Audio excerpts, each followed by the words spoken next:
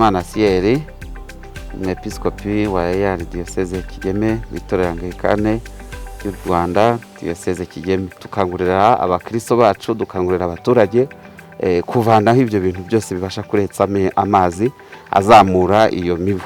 Niyo ni inzira ikomeye cyane yo gukangurira abaturage, abakristo bacu kuryama mu nzitiramubu zikoranye imiti, ndetse tukanabakangurira kwibuka gukinga inzu zabo, imiryango, amadirishya igihe cyose butangiye kugoroba, kuko niho ya mibu itangira kwinjira mu nzu.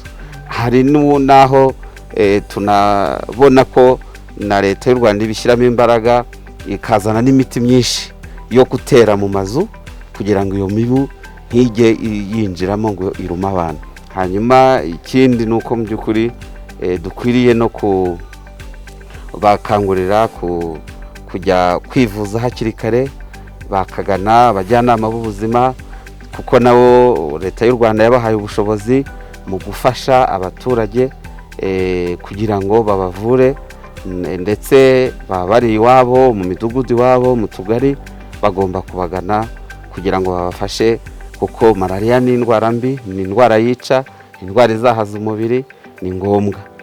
Mbona igihe cyose niduhagurukira rimwe twese nk'uko leta y'u Rwanda ibidushishikariza, rwose malaria twayitsensura.